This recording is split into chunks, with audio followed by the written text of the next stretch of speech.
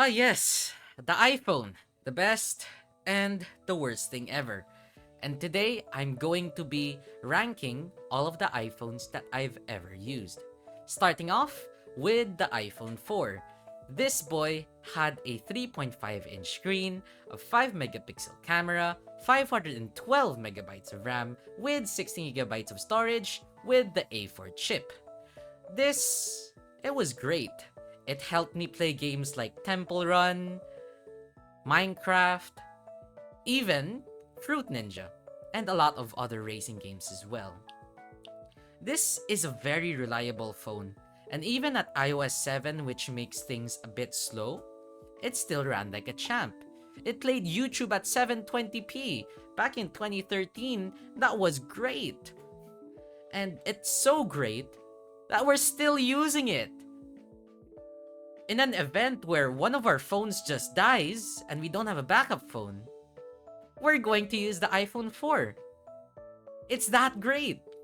And because of that, I'm giving it an S tier. Then, about a year later, in 2014, I've been handed down a 2012 iPhone 5. This boy had a 4-inch screen, an 8 megapixel camera with a gigabyte of RAM, 32 gigabyte storage, and an A6 chip. What I could say is that it's hands down much more better than the iPhone 4. The bigger screen meant better media scrolling, better media viewing, much more faster games, much more smoother games. You could just do more, especially since it gone up until iOS 10. But for me, it isn't an S tier, mostly because of what happened in 2016. In 2016, the iPhone 5 got stolen. I still don't know till this day who stole it or why they stole it. It's just a sad thing, and because of that, it's in A tier. After losing the iPhone 5 in 2016, I never considered Apple and kept on using Android up until 2020, where I swapped my Galaxy A70 for a 2017 iPhone X. The iPhone X had a 5.8-inch OLED screen, a 12 megapixel camera, 3 gigabytes of RAM with 64 gigabytes of storage, and an A11 Bionic chip. The iPhone X is quite disappointing to me, mostly because of its battery life. The battery life of the iPhone X barely lasted 6 hours at this point. Even with low power mode, putting the brightness all the way down, not even using intensive apps. It was just quite sad because the iPhone X had a beautiful camera. It had a beautiful design, had beautiful materials into it, very high quality materials, and yet you couldn't use it for long because you always have to be tied into the wall just to use it. And because of that, I would give it a disappointing C tier. After a couple of months owning the iPhone X, I became very fed up with it, and around the same year, I swapped it for a 2018 iPhone XR. This boy had a 6.1-inch screen, a 12 megapixel camera, 3 gigabytes of RAM, 128 gigabytes of storage, and an A12 Bionic chip. This was, my god, much more better than the iPhone X. This had better battery life, thankfully, around 7 to 8 hours compared to the iPhone X's 3 to 6. Its 6.1-inch screen made it just bearable enough. And its camera is a bit better than the iPhone X, so that's a nice bonus as well. Plus, it's 128 gigabytes of storage, meaning I don't have to really manage my storage. This boy helped me through the pandemic, and it was with me during some good times and some bad times as well. And for that, I'm giving it an A tier because it was a great phone. Though, sadly, all good things must come to an end. And in 2022, the iPhone XR met its demise by being drowned in the shower. Very sad. And with the remaining money that I had left, plus the money gotten from the scraps of selling the iPhone XR, I got a 2019 iPhone 11. The iPhone 11 had a 6.1-inch screen, two cameras, in which the main camera is 12 megapixels, 4 gigabytes of RAM, 64 gigabytes of storage, and an A13 Bionic. This was an impressive phone, but not really a memorable phone. If you weren't looking at the back, which had two cameras, it basically was the same phone but slightly faster, with the debuff of it being 64 gigabytes less than the iPhone XR that I had. The white was cool though, I had to give props to that, but overall, it wasn't that much big of a jump from the XR.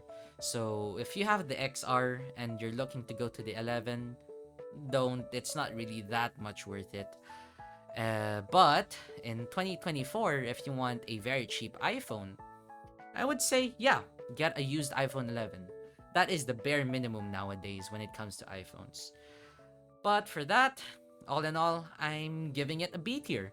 It's not too bad, it's not too good, it's alright. Around 2 years later, I wanted to get a bigger iPhone 11, a much more better iPhone 11. So, I sold the iPhone 11, and with the money that I now have saved, I got a 2020 iPhone 12 Pro Max. This boy had a 6.7-inch screen, a 12 megapixel camera, 6 gigabytes of RAM, 256 gigabytes of storage, and an A14 Bionic. This is a very, very impressive phone. Finally, a big iPhone. And finally back to the A70 screen size. I like using this phone. It's great.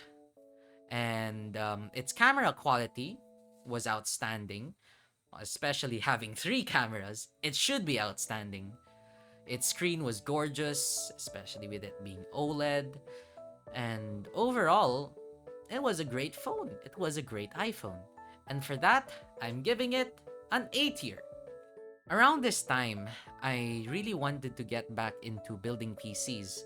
So I sold my iPhone 12 Pro Max and bought a RTX 3090. Except, the RTX 3090 that I got was a scam and I didn't receive any graphics card. Which meant I was very sad. I didn't get the graphics card that I was looking for. I didn't get to build a PC. I was just very bummed out. But thanks to a lot of kind friends and family, I've been able to get myself a new iPhone. And this iPhone was the 2023 iPhone 15 Plus.